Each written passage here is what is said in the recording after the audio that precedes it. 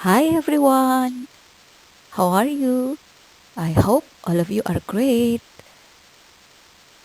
Okay, we'll meet again here with me, Ma'am Anis. Today, we are going to talk about noun clause and adjective clause. There are four things that we are going to have in this session.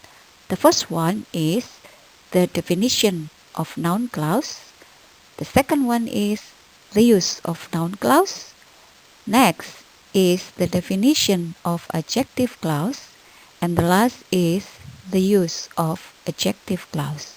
Okay, please enjoy it. What is noun clause? A noun clause is a dependent clause used as a noun. A noun clause is also a subordinate clause that cannot stand by itself. It needs another clause to support it as a main clause. As we know, noun clause usually begins with relative pronoun. What are the relative pronouns used here? Yeah, as you can see on the slide, the relative pronouns are who, which, whom, that, why, what, and how. Now we come to the use of noun clause. Noun clause have so many functions. The first one is functioning as subject. Next, as a subject complement, object complement, direct object. It can be as an indirect object, a positive object of preposition, or adjective phrase complement. To make your understanding clearer, I would like to show you the example of noun clause. Look at number 1.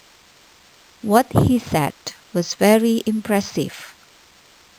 The underlined phrase, what he said, is functioning as the subject of noun clause. Why it is the subject of the noun clause? Because what he said comes before the verb was here as a to be. What he said was very impressive. Number 2, that is what I want. The phrase what I want comes after the verb is. Is here is to be. So what I want here is an object of noun clause. Number 3, she finally remembered what the answer was.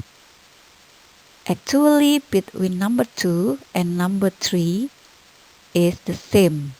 But here, for number 2, the verb here is be, is.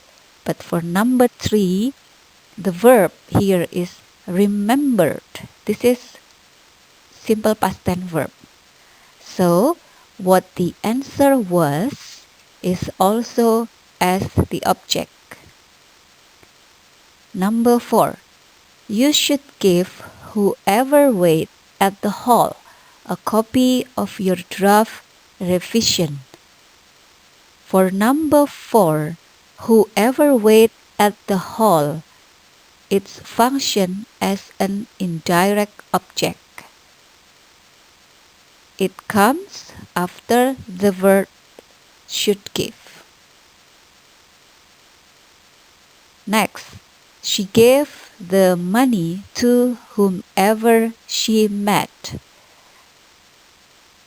The word to in red color is the preposition.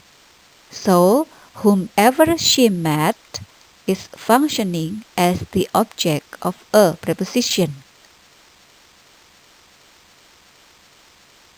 The reason why she came late is acceptable. This is the example of noun clause functioning as an appositive. What is a positive? A positive here is to make clear the sentence. It is marked by comma. Actually, the sentence is the reason is acceptable. But sometimes we have question which reason. So we add why she came late just to make clear that the reason which is acceptable is the reason why she came late.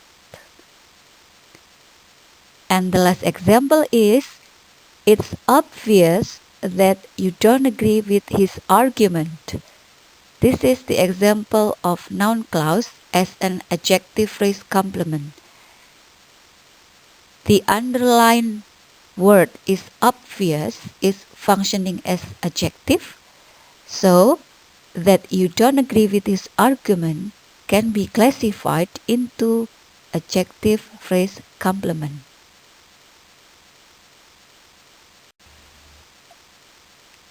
Now, to check your understanding, let's have a practice. Identify the noun clause below and its function. Okay, please try to do these exercises. Number 1. I don't know who you are. What is the noun clause here? Yeah, you're right. The noun clause here is who you are. Its function as the object of the sentence. Number 2. It's a fact that he got the scholarship. Where is the noun clause? The noun clause is that he got the scholarship. Yeah, true. That he got the scholarship is the example of noun clause. Its function as the object. Number 3. How she delivered the speech inspired many people. What about number 3? What is the noun clause? Yes, true. The noun clause is how she delivered the speech. And its function is as the subject. Okay, great, all of you.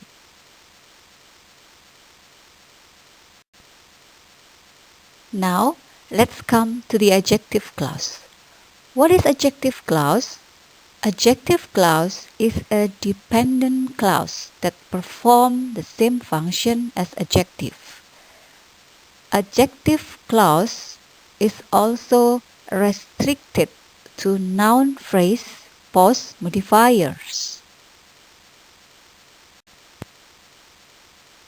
Adjective clause can be finite adjective clause. What is finite adjective clause? It means that it's basically pointing to the noun and telling you something necessary about the noun. It doesn't need any comma. Without the adjective clause, the noun will be incomplete. Look at the example here. The man is the governor of Jakarta. Of course, we will have question in our mind. Which man? Is it that man, or is it that man at the corner? So, to make this sentence understandable or clearer, we add the adjective clause who sat next to me. The man who sat next to me is the governor of Jakarta. So, who sat next to me modifies the man or explain the man. By having this kind of adjective clause, we will have clearer understanding that the man who is the governor of Jakarta is the man who sat next to me. Next is non-finite adjective clause. What is non-finite adjective clause? Usually, it marks by comma. This type of adjective clause, it's actually not necessary, but we put it in to give extra information about the noun. Okay, please have a look at the example below. Professor Anis, who sat next to me, is the governor of Jakarta. The adjective clause who sat next to me actually here just functioning as an extra information because we already have a name here, Professor Anis. So it's already goes to the certain person. It is Mr. Anis. So without adjective clause who sat next to me, the sentence is already acceptable. For finite adjective clause, because this is a subordinate clause, usually it's introduced by the relative pronoun who, whom, which, whose, and that. For who, which, and that, it can be functioning as subject, but for whom, it can be only functioning as object. Whom cannot be as a subject. It's only as an object. For whose, it shows the possessive. Now, let's come to the examples of adjective clause. Look at number 1. The girl who won the race is happy. The phrase who won the race is functioning as the subject. It modifies the girl. Who won the race is the adjective clause functioning as the subject. Number 2. I thanked the woman whom I met at the party last night. Whom I met at the party last night is the adjective clause functioning as the object. It modifies the woman. As you can see here, the woman is the object of the sentence because it comes directly after the verb thanked. Number 3. The money which is on the table is mine. Which is on the table, it modifies the money. So, what is the difference between number 1 and number 3? Both of them are subject. Look at this one. The money is a thing. So, it can be modified by relative pronoun which, while the girl is the person. So, we use relative pronoun who. Number 4. The people whose house we visited were very nice. Whose house we visited? It's an adjective clause functioning as possessive. Number 5. The novel that I read is very interesting. That I read modifies the novel that functioning as the subject. Number 3 and number 5, it's actually the same. But here, number 3 use switch.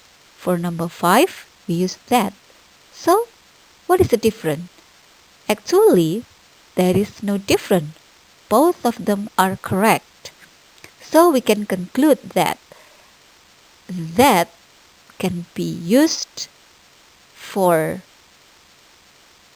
thing or person, but not which. Which is only used for thing. For non-finite adjective clause, there are three things to be considered here. The first one is adjectival ing participle subordinate clause.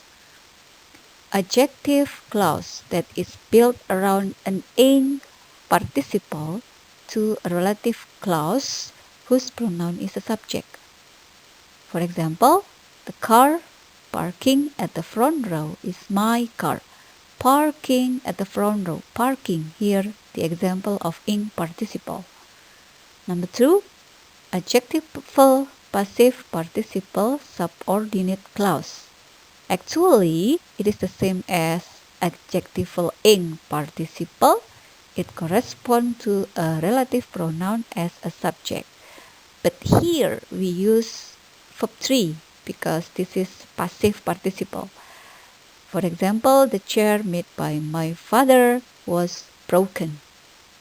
For number 3, it is adjectival to infinitive clause. What is that? It may respond to a relative pronoun whole. Relative pronoun is subject, object, and complement. For example, it isn't easy to drive a car while playing handphone. To drive a car. This is the example of adjectival to infinitive clause. It comes directly after the adjective easy. Okay, finally we come to the conclusion. So here we have the comparison between noun clause and adjective clause. Noun clause is a dependent clause that functions as a noun, while adjective clause is also dependent clause, but it functions as an adjective. The second thing is noun clause functions as a noun. It can be as the subject, object, and the subject complement. For adjective clause, it functions as the adjective and modifies the noun or pronoun. For the last one, noun clause are not written with commas, while adjective clause sometimes set off by commas. Okay, I think that's all the explanation. See you next time and bye.